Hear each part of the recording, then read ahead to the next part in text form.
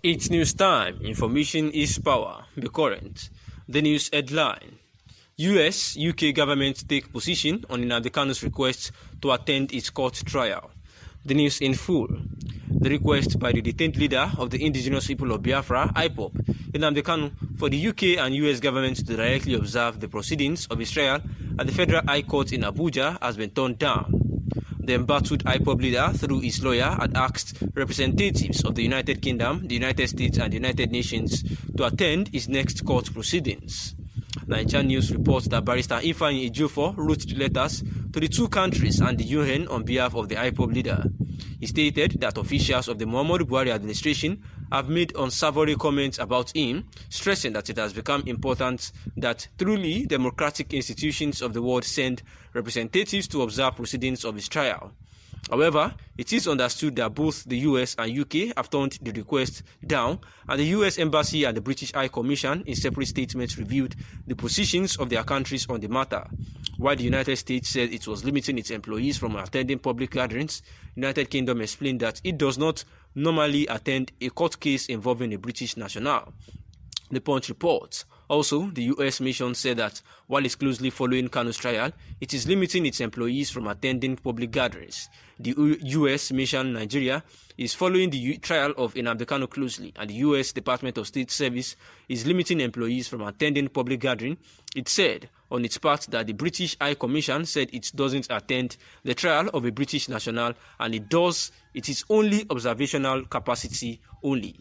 Asked to be specific if the Commission will send any representative, the British High Commission spokesman, Dean Orlock, was quoted to have said, "We can offer you this as our response. Meanwhile, we can only offer you this as our response. That is, the FCDO, the Foreign Commonwealth and Development Office, would not normally attend a court case involving a British national, but where we do consider it appropriate to attend, our consular staff would do so in an observational capacity only." Meanwhile, the Muhammadu Buhari-led federal government has filed terrorism allegations against a fresh one against the detained leader of the proscribed indigenous people of Biafra, Nnamdi Kanu. And it was reported that the federal government filed the amended process before the Federal High Court sitting in Abuja on Monday. The federal government increased the count in the initial charge, and it preferred against Nnamdi Kanu, where the Ipob leader was facing a 7-count reasonable felony charge, will now enter his fresh plea to a 15-count amended charge marked FHC ABJ CR 383/2015 and signed by the Director of Public Prosecution, that is DPP MB Abubakar. The federal government amended the charge barely 24 hours to the scheduled commencement of the hearing by the trial Justice Binta Inyako, of which Kanu's lawyer had said that every of these charges were just dilatory method and will end up in futility. Buhari had told Southeast leader, who visited him some time ago, that he would consider releasing Nnamdi Kanu. However, during an interview of recent, he had actually said that he would not be able to check into that. Also, the Independent National Electoral Commission, INEC, has said that it was going to constitutionally bound to register qualified political associations as political parties, where the INEC National Commissioner and Chairman Information and Voter Education Committee, IVEC, Festus Okoye, said this in an interview with Daily Trust, saying that this is as he also said that 101 political associations have applied to the commission to be registered as political parties ahead of the 2023 general elections. The fight against the banditry, Ipob and Boko Haram. The Nigerian military troops alongside local vigilantes have, on several occasions, neutralized bandits, ISWAP terrorists in the northern part of Nigeria, and bombarded the camp of Ipob in the southeast Nigeria. Like the saying goes, if you cannot beat them, you join them. We read about terrorists surrendering and turning away from their evil ways after they felt overpowered by the machinery of the Nigerian military. The unleashing of Super Tucano fighter jets brought some terrorists and bandits down to their knees, and this is a feat that is worthy of mention. The story seems like a fairy tale, but we need to see the other side of the coin. Let us talk about the bad, although not everyone loves to listen to bad stories. Neither do I, but we need to do justice to it. Nigerians won't forget so soon that a certain lady, Leah Sharibu, was abducted alongside other schoolgirls. Leah Sharibu is yet to be free by her abductors because she chose not to denounce her faith. It is over 3 years now, and the young lady is said to have given birth to 2 children while in captivity. The Nigerian government need to come to her aid so that she wouldn't cry out that Nigeria failed her. We cannot talk about the fight against insurgency without mentioning the security men who paid the ultimate price while serving their fatherland.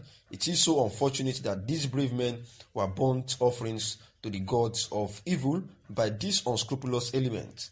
The security situation is becoming terrifying by day, and many people have been rendered homeless in their hometowns. People are having sleepless nights as a result of these evil men who are bent on wreaking havoc and disrupting peace in the country. The ugly side of it all is that some innocent and defenseless Nigerians have been killed mistakenly by security operatives. And according to a report from BBC and Sarah reporters early this year, tragedy struck in the fight against the terror group Boko Haram when a fighter gets involved in the country insurgency operation in the northeast, bombed a village in Yunusari local government area of Yobe State, killing at least 10 villagers. Therefore, the high level of insecurity in the country needs total attention from the federal government. Also met the people of the South-South and people of the Southwest, so we are moving about. Ogbunaya called on Nigerians to support someone from the Southeast for president in 2023, saying that they want to use the opportunity to remind the ACF that in 1959 the Igbo through Dr. Nnamdi Azikiwe supported the North. 20 years after, in 1979, the Igbo through Alex Ekwueme, Keo Mbadiwe and others also supported the North, which saw the emergence of Alhaji Shehu Shagari as the president. Another 20 years after, the Igbo supported President Olusegun Obasanjo, and thereafter we supported Yar'Adua and later Dr. Jonathan. We have always been supporting others. Our simple prayer is for Nigerians to do unto Igbo what we have been doing unto others, he said. And on the misconception that Ipob represents Indigbo, Ogbunaya said that the other thing which they also said is that the Ipob is causing embarrassment and horror. In response, it is strange and curious that some Nigerians would highlight the views expressed by the indigenous people of Biafra Ipob and not the ones expressed by Ohanaeze Ndigbo. Ipob is an organization. We have many organizations in Igbo land, saying that Nigerians should rather take the views of Ohanaeze as representing the entire Igbo people, and says the nation captured the response through the ACF chief Audu Ogbe and also that of the spokesperson to the Ohanaeze Ndigbo via the chairman, who happens to make it clear that the Ipob does not represent the Southeast Ohanaeze Ndigbo.